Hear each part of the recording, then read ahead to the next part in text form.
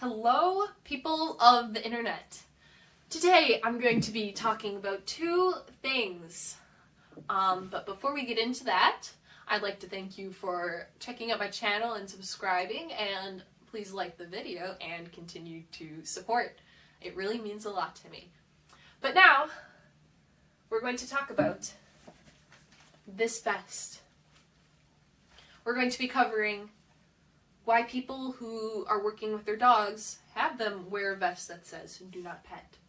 We're going to be talking about the common misconceptions, and then we're going to be talking about why I got this for Gunner.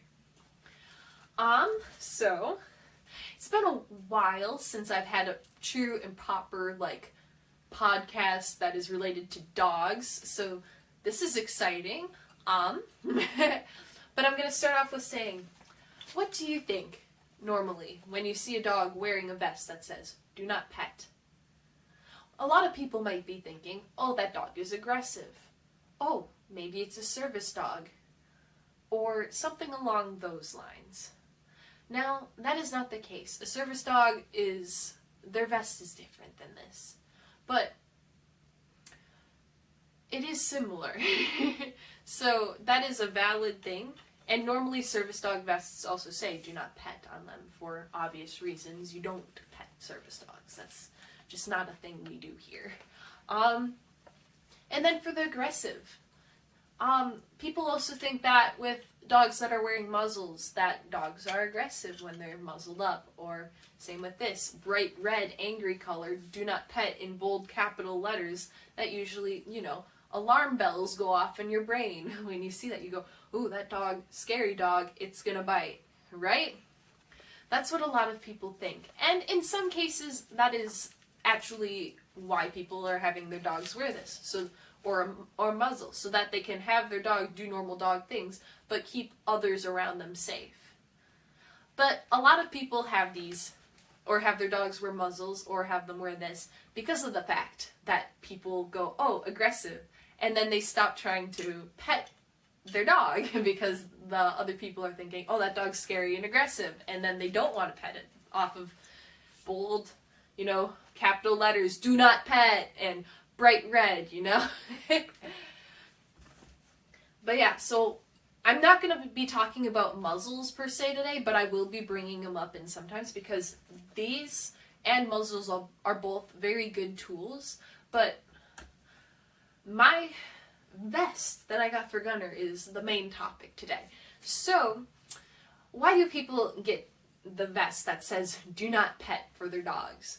And in some cases, it's because the dog is aggressive, as I had earlier stated. But in a lot of other cases, it's because people around them don't respect them and their dog, and will just act like it's their own dog and expect every dog to act the same, and to disregard the fact that maybe they're training or working with their dog and they do more things with their dog than just have it as a pet. So they get these to deter people from trying to pet their dog, so they can focus on their dog and not have to talk to people every few seconds.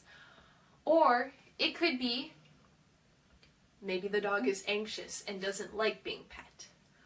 Or maybe they just want people to ask them before petting their dog, so that there's a little bit of respect built right from the beginning, instead of people just going in and petting. There's a lot of different reasons as to why people get these. Those are just a few other ones. If you have a different reason for why you got a "do not pet" vest, let me know in the comments down below, because I'd love to hear your reasoning. But now I will tell you mine. So I'm going to start off with what led up to me wanting to even get this vest in the first place. So, before COVID and before I graduated from high school, during the summer break, I would take Gunner to Petco occasionally, or just take him for walks outside when it was warm. Gunner does not like being outside in the cold, so I have to very much come up with other things to keep him active during the winter time. But during the summertime, we walk as much as possible. But anyway, I would take him for walks. This is before I took him to Petco. And he has been attacked by dogs multiple times, all off leash, and most of the time with no collar on even. They just leave their dog outside, and then their dog runs and lunges for Gunner's throat. Luckily for me, Gunner still loves other dogs, and he's especially good around small dogs, which surprises me because he loves to play. But I had him around small dogs, and he's very respectful towards their space and always watches out for them. But due to the fact of irresponsible owners, it has made me more paranoid about walking my dog, because what if Gunner were to bite back and then that dog got hurt? Then Gunner would probably be framed for it just because he looks like a pit bull. I don't know what his genetics are, but he looks pit bully, like with his big head. So I'm always paranoid about that. A few examples were there's actual like genetic, like they know it's a pit bull boxer mix that has attacked Gunner and lunged straight for his throat, and they didn't have a collar or leash on him or anything, and it just ran over and went for Gunner. And I was lucky that I was able to pick Gunner up so that the dog couldn't go for his neck, and then the owner had to somehow get their dog away, but they didn't have a collar on it, so yeah. And then another time was a German Shepherd. This man had the dog off leash outside. He's like, oh, he never leaves the property. And then he lifted the dog over Gunner. And then Gunner got scared, obviously, because you don't lift a dog over another dog. And then that dog attacked Gunner because it could sense Gunner's fear, because, you know, he lifted a very dominant, not fixed male over my very submissive dog. And then the last one was a lab that was not fixed either, that the owner was talking to people across the street, and his dog just wandered and was right in front of Gunner's face. And I had to get in between it and Gunner so that it wouldn't bite my dog and no fights would happen. Luckily, at this point, it was later on in Gunner's training, so I had him more prepared for these situations. But still, regardless, never a fun situation. So while I'm trying to protect my dog from being attacked, I'm yelling, hey, get your dog! Hey, get your dog!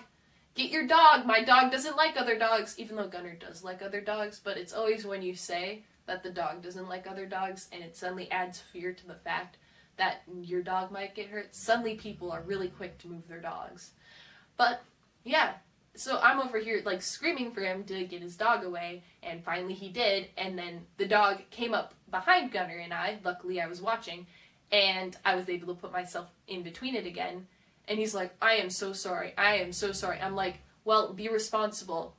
I'm not going to accept apologies like that when the situation could have been avoided. So those are some of my experiences with dogs. Now I'll get into my experiences with people that have made me paranoid about walking my dog in public areas.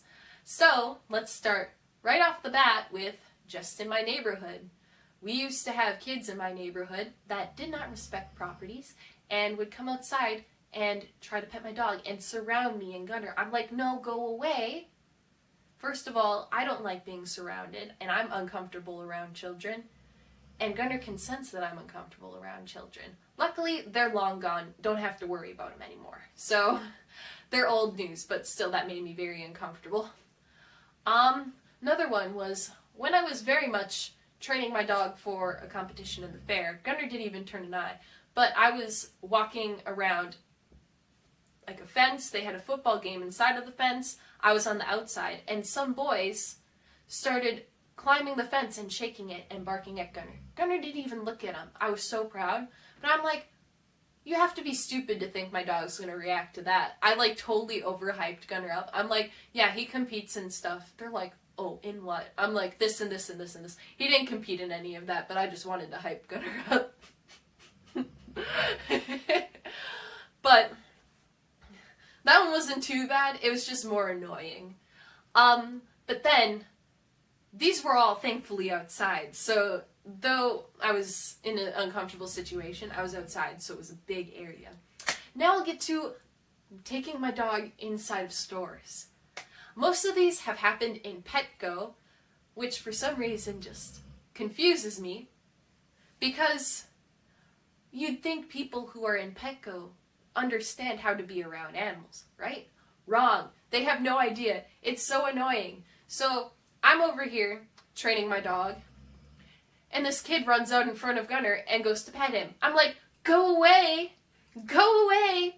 And then she started crying and told on me to her parents, and I felt zero sympathy, because you don't do that. You should raise your kid better than that. Second one was a mom encouraged her daughter to go pet my dog while I was training him without asking me if it was okay.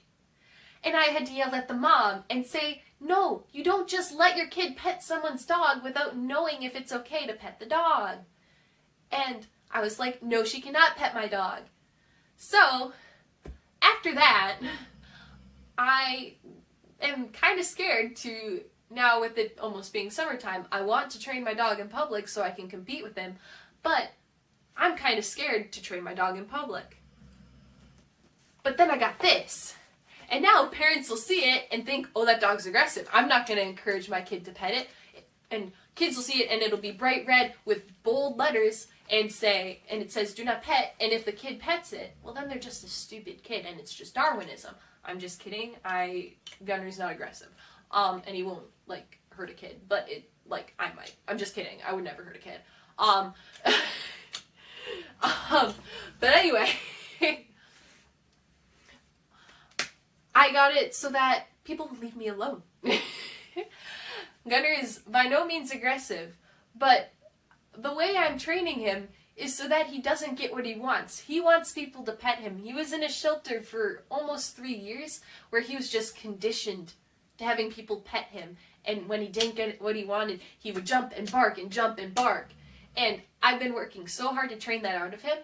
And then when I'm in public, it feels like I have to babysit other people and I can't give Gunner my full attention. So because of that, I'm not making the progress that I want with Gunner.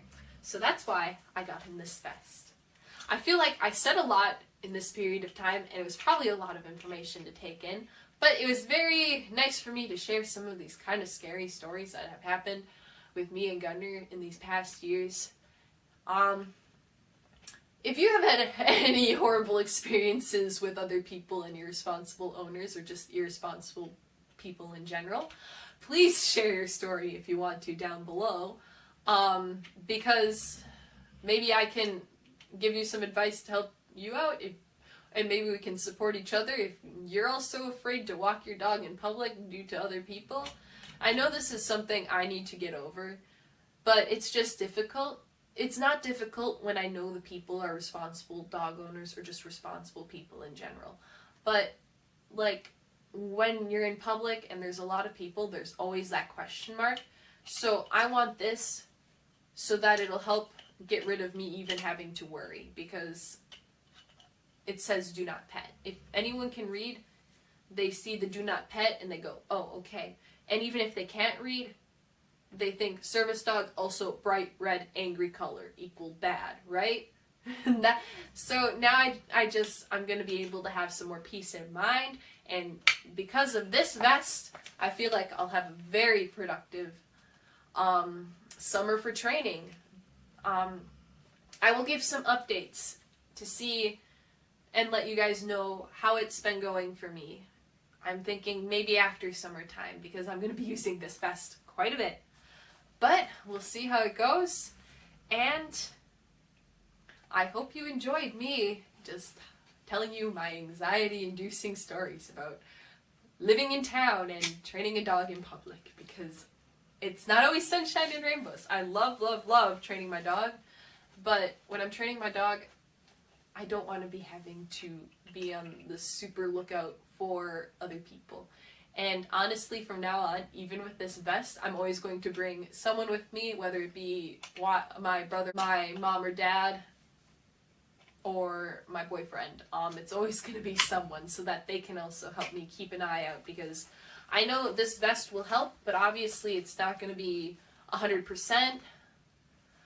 And yeah, so it'll be nice to have other people with me so I can just focus on Gunner and not have to focus on anything else. But that is all for me today, and I will see you again later. I hope you enjoyed the more podcasty type of video. I know it's been a while. I know I did the repot and chat, but I don't know. It just didn't count, I guess, because it's like I have a whole video like group where it's called Dana and Dogcast, like where I talk about dogs, not plants, and almost like a lot of the videos are somehow plant related. So I need more Dogcast. But anyway, that is all, and I will see you again soon. Bye!